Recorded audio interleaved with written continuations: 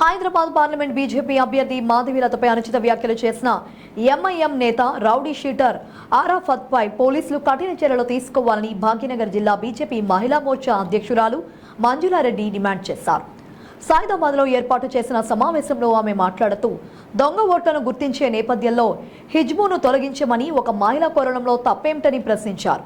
Passport ఆఫీసులో విదేశాలకు వెళ్లేటప్పుడు పాటించగా లేని అభ్యంతరం పోలింగ్ బూత్లో తప్పని చెప్పడం విడ్డూరంగా ఉందని ఆమె వ్యాఖ్యానించారు. ఈ మేరకు ఎంఐఎం నేత బీజేపీ అభ్యర్థిని దూషించడం దారుణమని ఎద్దేవా చేశారు.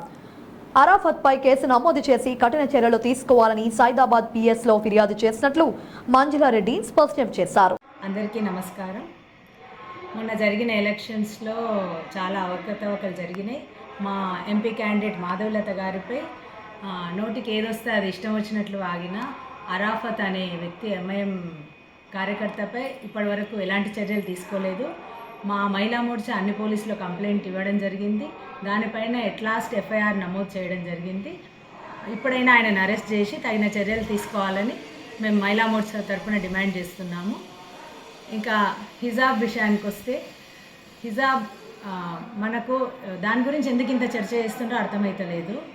పాస్పోర్ట్ ఆఫీస్లో లేని చర్చ, లేని breaking news, voter ID verification అప్పుడు కానీ ఇంకొకటి మనం విదేశాలకు వెళ్ళినప్పుడు లేని ఇదంతా ఇప్పుడు ఎలక్షన్ టైంలో ఎందుకు దాన్ని ఇంత చర్చ చేస్తుందో అర్థం కావడం లేదు. ఇక్కడ ఏంటంటే కొన్ని మైనారిటీ బూత్లో ఏజెంట్ని కూడా వాళ్ళు చూడనేయట్లేదు. ఒక మహిళ అయినా కానీ చూడనేయట్లేదు.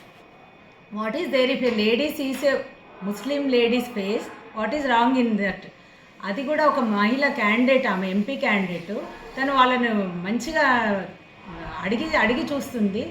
వాళ్ళకి ఎవరికి ప్రాబ్లం లేదు. ఇప్పుడు మా బూత్లో కూడా వాళ్ళు వచ్చి నాకు చూపిస్తున్నారు. యాజ్ ఏ ఏజెంట్గా నాకు హక్కు ఉంది. వాళ్ళు చూడట్లే, అక్కడ చూడొద్దు, ఇక్కడ మేమే చూడాలి అంటారు.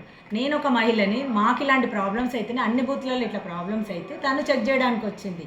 కానీ అదేదో మహిళలను అవమానించాలని అట్లా చేయలేదు.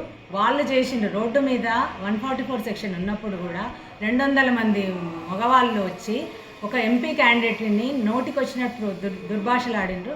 అది వాళ్ళ ఎంఐఎం పార్టీలో చేసిండ్రు అట్లా. కానీ దానికి మరి మన అన్నగారు ఏం చెప్పలేదు, మన ప్రభుత్వం స్పందించలేదు. ఒక మహిళ నిన్ని మాటలు అంటలేంది.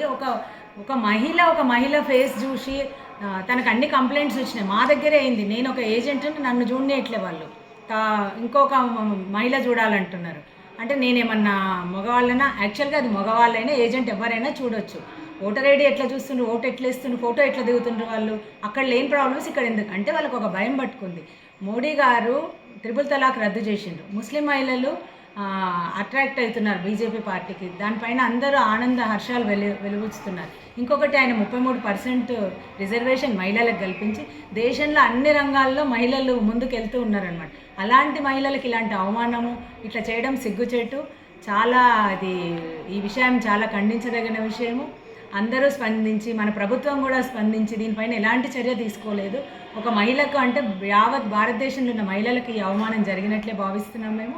దీనిపైన తగిన చర్యలు తీసుకొని ఆ వ్యక్తులను శిక్షించాలని, ఎంఐఎం పార్టీ కూడా ఆ వ్యక్తిని పార్టీ నుంచి సస్పెండ్ చేయాలని, ఎలక్షన్ కమిషన్ కూడా ఇలాంటి చర్యలు చేస్తే వాళ్ళ పార్టీని రద్దు చేయాలని మేము భాగ్యనగర్ జిల్లా మహిళా మోర్చా నుంచి డిమాండ్ చేస్తున్నాం.